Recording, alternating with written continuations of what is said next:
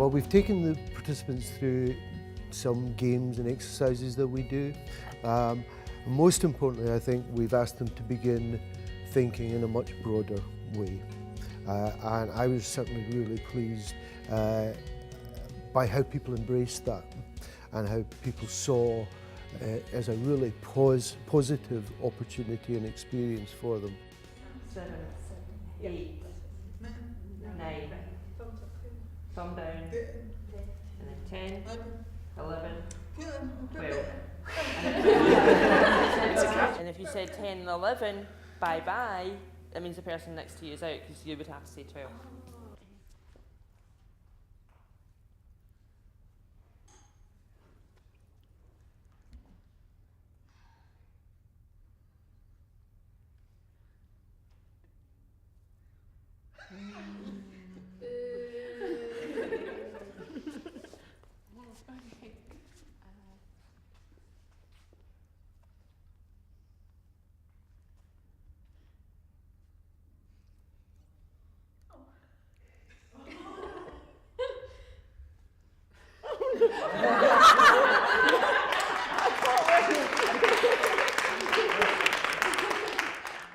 To give them sign names, I think for some people felt strange.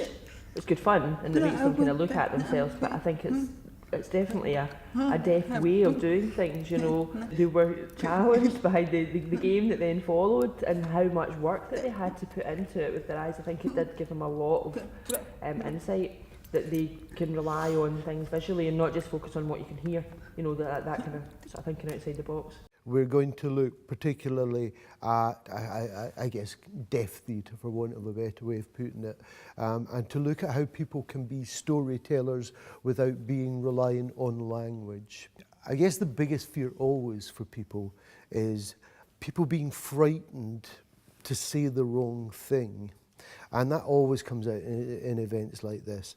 And certainly what we're here to encourage people to do is to not be afraid of that. Because generally speaking, deaf people have lived with that all of their lives. They're used to it. So I'm really keen to continue to encourage people to be brave in the way they approach working with deaf artists or disabled artists.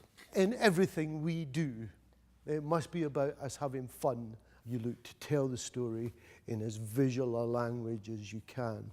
Come up with a visual storytelling of Little Red Riding Hood. We're going to ask them to tell us a story, and to tell us a story without using any spoken language or indeed sign language. It's just for you to have a chance to explore visual language storytelling.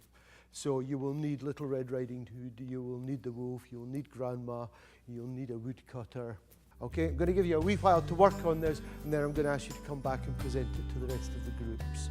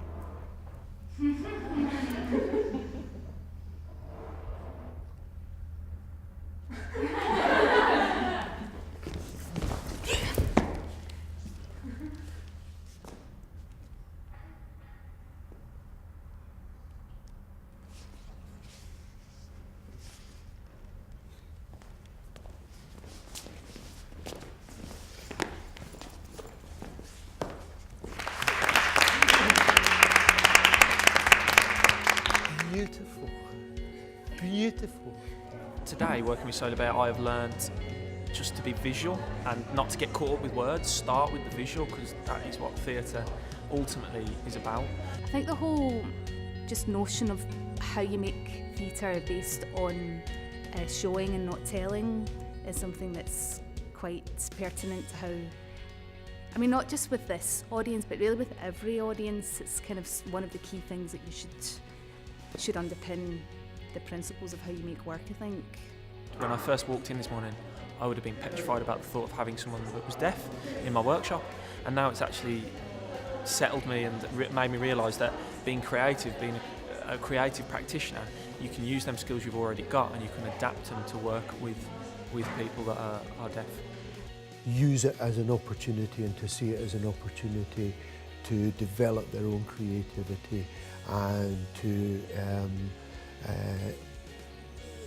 live and to work in a much more open and accessible environment.